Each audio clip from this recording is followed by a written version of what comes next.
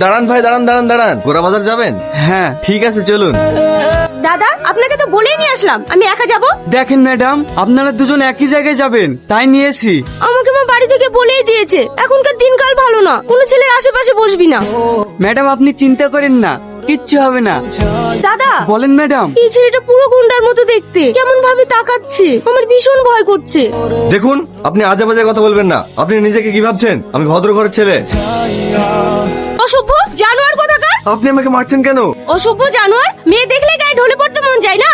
আপনি রিক্সা থেকে নামেন। না, আমি নামবো না। নামবি না? কি ব্যাপার, তুমি এখানে?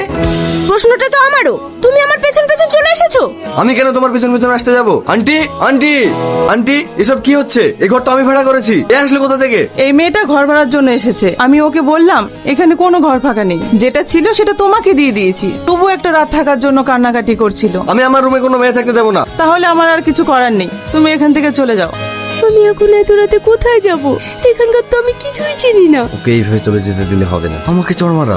দেখুন আন্টি, আমি ওকে এখানে থাকতে দিতে পারি, কিন্তু আমার একটা শর্ত আছে। আমার অফিসে কন্টিনিউ নাইটে ডিউটি আছে, তাই আমি দিনে থাকবো। ও যদি রাতে থাকে তাহলে এখানে থাকতে পারে।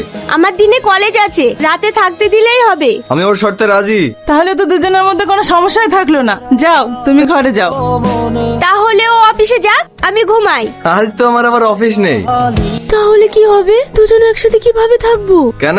তুমি নিচে ঘুমাও, আমি উপরে ঘুমাচ্ছি। ঠিক আছে। আজকে তাজা খবর, নন্দীগ্রামের একটি মেশে গভীর রাত্রে একটি মেয়েকে একা পেয়ে ধর্ষণ করে খুন করেছে একটি যুবক। মেয়েরা কোনো জায়গায় সেভ নয়। কি ব্যাপার, এত রাত্রে তুমি কোথায় যাচ্ছ? আমি এখানে শোবো না, বাইরে শোবো। খবর শুনে ভয় পেলে নাকি?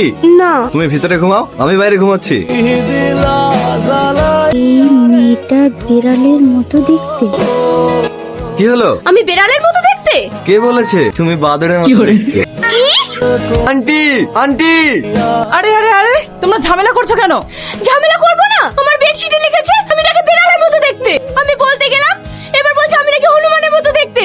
দেখো, তোমরা কিন্তু প্রত্যেকদিনই ঝামেলা করছো। এভাবে চলতে থাকলে কিন্তু আমি দুজনকেই ঘর থেকে বের করে দেবো। আজকাল বাদররাও যে হাসে, হে প্রথম দেখলাম। আমার বয়ফ্রেন্ড চিঠি পাঠিয়েছে, সেটা পড়ে আমি হাসছি বলে অন্যজনের খুব হিংসে হচ্ছে। আর হিংসা হবে নাই বা কেন? গাধাদের সঙ্গে তার কেউ প্রেম করে না। তোমায় ভীষণ মিস করছি গো। আজ 2 বছর হয়ে গেল, এখনো পর্যন্ত দুজন দুজনকে দেখিনি। আমার জান কত ভালো। বাবা, আজকাল গাধারাও প্রেম করছে নাকি? আমার গার্লফ্রেন্ড কিন্তু বিড়ালের মতো দেখতে না, বিশ্ব সুন্দরী। তোমার টাইম শেষ, তুমি এখন যাও, আমি এখন ঘুমাবো। কি ব্যাপার, বিড়ালের মুখটা প্রতিদিন 5 কেজি দেখি, আজ আবার 120 কেজি লাগছে কেন?